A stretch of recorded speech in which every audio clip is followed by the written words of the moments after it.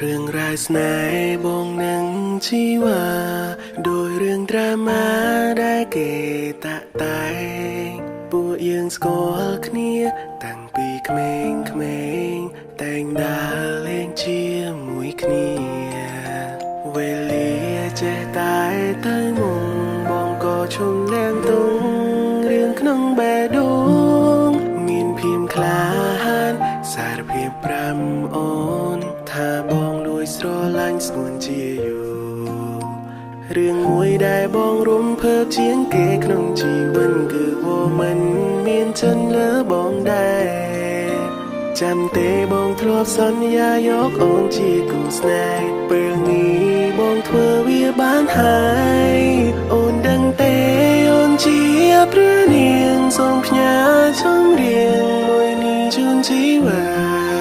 ដើម្បីបញ្ជាំងពីចិនដែលមានលើស្រកនិថាតែរៀបរាប់យ៉ាងណាមិនអូសូមអូនយកបេះដូងមកមើលរាល់ក្រុមទង្វើបងធ្វើដោយចិត្តស្មោះនឹងត្រាំថ្នមត្រកមចិនមើលថែអូនមិនឲ្យតងជាតិនេះរួដើម្បីមើលថែរូបស្រស់ជីវា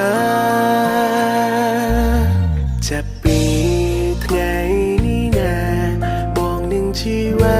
រស់នៅជាមួយគ្នាទូមាននំសាំងបងនឹងការពារមើលថែពុំមានលូថ្ងៃសូន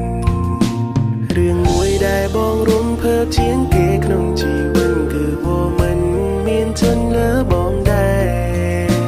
ចាំទេបងធ្លាប់សន្យាយកអូនជាគូស្នេហ៍ពេលនេះបងធ្វើវាបានហើយអូនដឹងទេអូនជាព្រះនាងសូមផ្ញើចម្រៀងមួយនេះជូនជីវា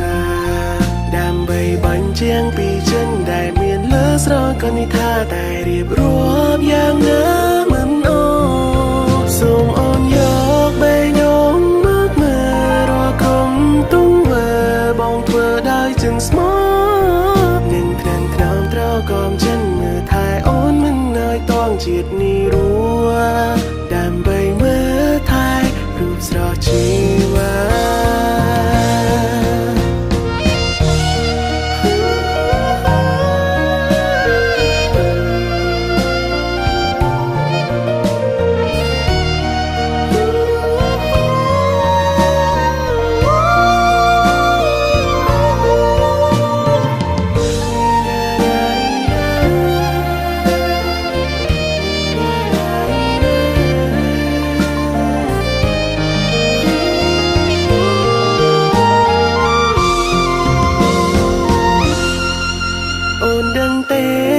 ជាព្រះនាងសូមផ្ញើចម្រៀងមួយនេះជូនជីវា